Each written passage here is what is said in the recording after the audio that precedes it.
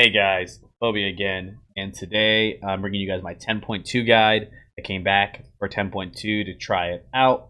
I went ahead and got my 2 set on most of my Shadow Priests to be able to see how my real builds will work, since I will be trying 2 set 4 set. I think we have to. Like, it's going to give us at least a little bit of power, because Shadow Priest isn't looking that great. I'm sure most of you guys know that. But hopefully we get some buffs. And hopefully they tune some of these one-shotty classes. But this is my guide, what I feel like is going to be working, and I'm going to go over some talents, some optional talents, what I'll be using, and go on from there. So get into it. Alright, so we're here at the target dummy. So I'm going to go over a few things you guys want to do when you first start leveling your Shadow Priest or gearing your Shadow Priest. I'm sure you already know, you got to get honor, get yourself fully honor capped. Get yourself some bloody tokens. So I have 1670. Make sure you get bloody tokens. Maybe get your bloody token feet. You can upgrade those later, unless you're gonna make precog on your feet. I think I'm just gonna upgrade my ring on this character and then use these feet as best in slot. So I'll make my crafted ones at the end of the gearing process. Make sure you guys get yourself an Inferious Binding of sorry, got a phone call. Of Gesticulation. That's the one that when you see or Dispel, you get that big proc. Since we're running off of Death talents, which I'll show you, and more bursty, you're gonna want more main stat for that. Same thing as always though. It's gonna be full haste verse gear that you can get. Sophic Devotion for your weapon, and I'm running the hands and the legs at the moment, but because it has haste and crit, and the crit could help with the build that I'm running. But your force is gonna end up being, go ahead and go guide item sets. You're gonna get the pants because it's haste mastery. You're gonna get the hands because it's haste crit, so all the haste pieces. You get your chest because it has versatility. You're gonna skip the shoulders because crit mastery doesn't do anything for you. There's no haste or verse there. And helmet is crit mastery, no haste, no verse there. So what are the two better stats? This one gets more crit, more mastery. This one gets more mastery, more crit. When it comes down to best talent, I'm going to assume it's mastery for more damage overall, instead of getting 2 different crit pieces of higher crit. So, get a little bit of crit from the hands, get a little bit of crit from the head, and bank on the extra mastery for bigger damage. So, that's what I'm going with. Those 4 as my 4 set. On the 2 set, you can go chest and legs, or you can go hand and legs as your first 2. You get 1 from hitting 1600. I just went ahead on this character and had 1602s on this guy. And you'll get that same thing as last season. You'll get your earpiece. Then you're gonna go ahead and fly to the Emerald Dream. So I'm gonna show you where it's at. And then this top flight path called the Wellspring Overlook. That's where the vendor is to get your PvP one. I believe it's the left vendor. You'll see 2 of them standing side by side. You'll know because it'll show the token, but make sure you buy the PvP one. I've had people buy the PvE one on that left vendor, and they got effed. So make sure you find the one that says upgraded to 489? 489 in arenas and battlegrounds, okay? So make sure you get that. All right, that being said, also, with your Bloody Token gear, make sure you get your Trophies of Strife from the quest over here. And then what you can do next week is you can get your staff upgraded to 486, essentially a free conquest weapon, just like last season. Although you can run the dagger and the offhand, and it gives more verse, right? So the dagger offhand gives more verse, and the main and the staff gives more haste. So I believe that's it, or it's the other way around. It's one of the 2. One gives more than the other. Simple as that. Whatever you prefer. Whatever if you need to feel more tanky, go with the more verse. If you want to have more haste, go with the haste. But that's that. All right. And the guy on the right gives you the first pieces, right? So here's your pretty cheap. Get your staff and get your pieces right here. So 450 for the staff. So all right. Next up, I'm gonna go ahead and go into my talents. All right. So I will be linking this at the end of the video in the bottom. About 2 different builds I'm gonna be running. So I am running the Dark Ascension build. I've been testing some different builds out, and for some reason, Mind Spike just feels better. Like the Surge of Insanity for Flame Insanity feels great. Does a lot of damage when you get it off. But you have a lot of interrupts, it feels like, with the metas this season, right? You have a lot of shamans out there, you have a lot of demo locks, you have a lot of DKs. So you have a lot of things that are just stopping you from doing anything. And having that extra school of magic has felt a lot better. And I have been testing around with different builds. I ran a Mind Bender, Inescapable Torment. It didn't feel that good. It broke a lot of CC as well. The Yaz Shiraj 5% isn't worth it. So I tried some pad build, and I feel like the games are so fast that pad isn't too much for me. I want to get an Idle Nazoth build going. So I'm going to figure out a way to get Idle Nazoth into my rotation, but I don't know how I'm going to do that just yet. I've been messing around. Maybe drop Ire, but I'm getting some clutch kills with big Void Torrents. So, that being said, what I'm starting off with is my base build over here. You're going to need to get Tith's Evasion somehow. So, whatever you guys feel like you want to drop for your Tith's Evasion. I did drop my Protective Light. I might go back to that at some point to maybe drop something else to get Protective Light. Because that 10% wall can come in clutch versus Bursty, Windwalker comps, and Warriors out there, and RMP, getting a pre-flash of light off and then fading the go and getting 20% wall. Pretty good. But we'll figure that out if I come up with a better build for that. But this evasion for the 2 set is pretty insane because every time you trigger Shadow Word Death, you do a little bit of damage to yourself. So this is just a Shadow Word Death on me right now, right? Almost no damage. But add 50% of that, it adds up. Especially if you get Death Speaker procs. You get a Death Speaker proc into another death. You'll essentially do 20% of your HP right then and there if you don't have Tith's Evasion. And that can add up for your healer, or if you're trying to do damage while you're getting bursted. You don't want to fucking kill yourself by trying to counter pressure. So Tith's Evasion is a must once you get 2 set. So I went down this road. I also went Sheer Terror for some games, depending on if I can get value out of Root. If I'm playing against like a Shaman or a Priest, I go Root if there's a healer. Because then I get some clutch roots behind pillars. I'll go on top of them, fear them, root them. They can't break it in time. We do big damage. If I'm playing against 2 casters or an Evoker or a Mistweaver, and they can just freedom themselves or break it themselves, Void Tendril ain't going to get much value here. So I run Sheer Terror so I don't break my goes accidentally, or my teammates don't break my goes accidentally by an AOE or something. So I've been just realizing damage is high, so I've been going Sheer Terror. Going the same route as last season as well. We lost improved MD, so I took Mental Agility. I wouldn't actually like Mental Agility, but it's the only way to get down to this path here with Angel's Mercy, Light's Inspiration, Angelic Bulwark, which I feel like you need to take right now. Might be different at full gear, but this is now. I do wish Unwavering Will wasn't here. It's too useless talents for us, but it is what it is. We have to take it going down this route. You can take Move with Grace here if you wish to, but you're going to have to drop something. You could drop Mind Control in games where you're playing with a Warlock. There are situations where they go your Warlock and you can't get the fears off, and a Mind Control can come in clutch to peel. So I like Mind Control personally. So again, same thing exactly as last season, same build going down.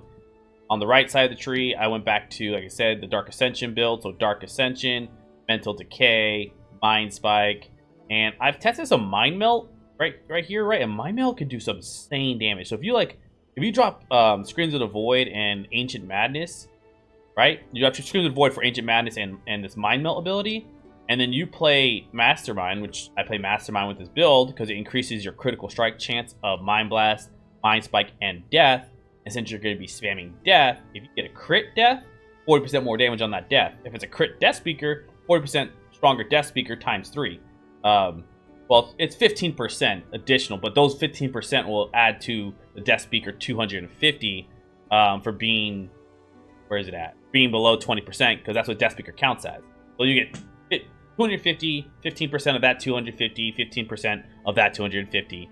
It'll proc 3 additional times. So that's really good. And then if it crits, again, like I said, it's 40% more of that 250. So you can get a huge death. I got like a 200k death earlier. But Mind Melt increases Mind Blast. And Mind Blast actually hits harder than Mind Spike, right? So what we're going to do here is I'm going to show you guys. Maybe I'll get a nice crit one. So I'll get 4, stacks of Mind Melt, and let's see if I get, look at that, 50k Mind Blast, right? PvP dummy, and then let's go into my Dark Ascension, and then I hit it, and that was 67k, right? Do it again. Just keep doing it like that. See, 65k Mind Blast, right? You have an instant Mind Blast, another Mind Blast. So you get a lot of damage out of Mind Blast because it actually does, like I said, more than your Mind Spike. So if you can get these Mind Melts off, let's say you're playing with Warlock, Demo Warlock, Athy Warlock, whatever, and they're not going you most games, you can drop the Screams of the Void and play something like this where it's Ancient Madness and Mind Melt, and you can just be spamming so much consistent pressure with just all your normal abilities, right? Critting your Mind Blast, getting Death Speaker, spamming like another Death Speaker, Catharsis, off my Death Speaker, a Mind Spike Insanity, another Death Speaker, another 71k Mind Blast. So this is a really good build if you're free casting. But in these melee metas, I'm not really free casting as much to worry about Mind Melt. It still, like I say, it still comes in handy, but I prefer getting more Death Speakers while I'm being trained, so I can run and spam Death, and then spam Catharsis, spam Death, spam Catharsis. I'm running Catharsis, and that feels really good, because not only does Death Speaker give you Insanity based on Death, so do the procs, right? So look at this. Let me go ahead and dump my Insanity. 3 Insanities there, okay? Now watch this, right? I'm 11, I have 11 in, what you call them? Insanity. So watch this. When I Death on this guy, I have 27 Insanity. 11, 27. That means all of the 4 procced, right? That means my two set giving me the 3 additional plus the original Death, right? All proc. So like if I do 27, now I'm at 43.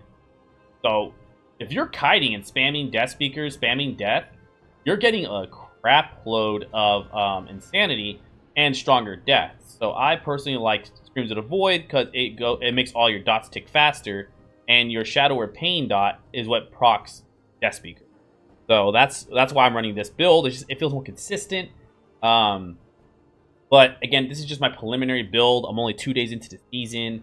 4 sets can be really nice because that stacks with Catharsis. So I'm still just playing around with it, but I do think there is a world where you drop Screams of the Void and run Mind Melt and Ancient Madness in a double caster comp where you're not being trained.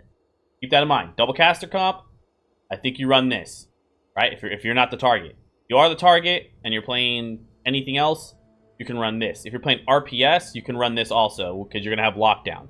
So keep that in mind. I'll link that build also. I'll name it like Super Burst build or whatever. As for the rest, it's like I said, Insidious Ire, having all 3 dots on a target, doing this huge burst rotation could be really nice. So I'm running this because Pad doesn't feel really strong right now. Hopefully we get buffs. And then down here for my PvP talents, I'm running Catharsis, Mind Trauma because I'm spamming Mind Spikes, and Void Volley to be on top of them and not be stopped, right? So especially for Solo Shuffle, it's really nice. They have all your damage ready to go.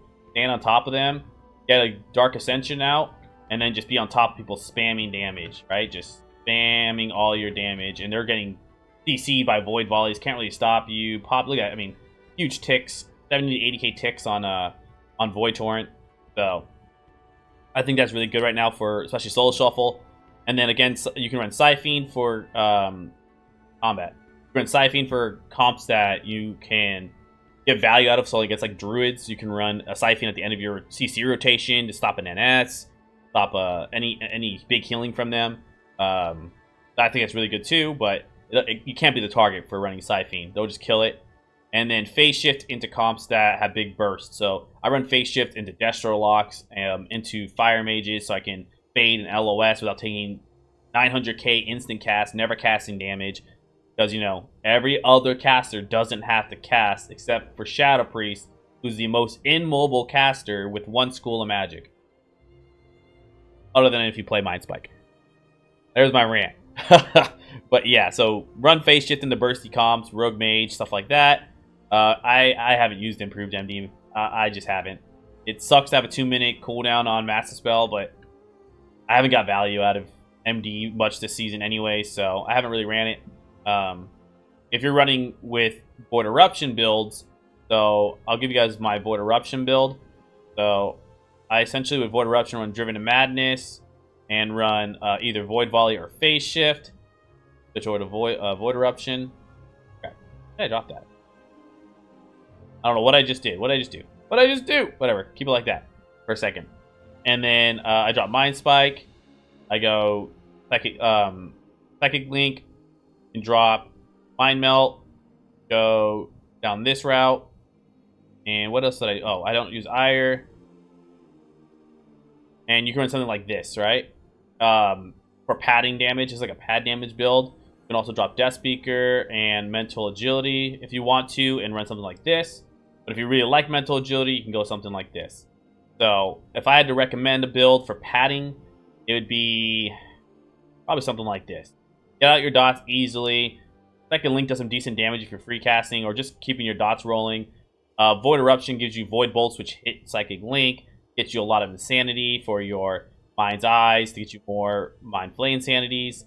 And then you just can use Void Torrent on demand without having to worry about having an Ire or anything like that.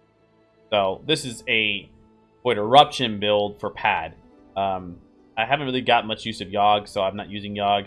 And for your PvP talents, it's going to be like this. Right down, here is going to be Catharsis, Driven to Madness, and Phase Shift. If you're not getting hit, you can drop Catharsis and run Siphoned or Void Volley. So, Catharsis only gets value if you get hit. Remember that. So, there you guys go. Those are my builds that I run. This is the one I've been running right here. I like it the most. I feel like I get some big damn. And your general rotation to keep damage out. Obviously, get your dots out. Throw out your Shadow Fiend if you're about to do your go. Make sure it's out before the go so your globals aren't wasted, right? And then go into Dark Ascension, Mind Games, and then you DP and Void Torrent. That's huge damage. And out of your DP Void Torrent, since you're running Ire, you can spam Mind Spikes. Right? And then death on command. When you have a death up in between your go, you death. Look how much all the sanity I'm getting. Getting insane insanity the entire time. So, and you can Catharsis because you're hitting yourself. You're stacking Catharsis as well. So you can just, the rotation is pretty easy, guys. So that's about it. I have nothing else. Your comps you should run are Shadow Play, obviously. Shadow Cleave feels really strong. DK Shadow Priest. Unholy variant. Playing with Arresto Druid is your best friend, it feels like right now. Then I would say Arresto Shaman, and then a Mistweaver. Those are going to be your best healers for Shadow Priest right now. Holy Pally feels weak, and you can play with the... Obviously, you can play with the Disc Priest or Holy Priest, but even that feels weak to me. So yeah, that's what I'd recommend for your two comps, and then you can play Assassination RPS. Assassination RPS feels really strong right now also. Both of you guys are kind of squishy, but you do tons of damage. Assassination does an insane amount of damage.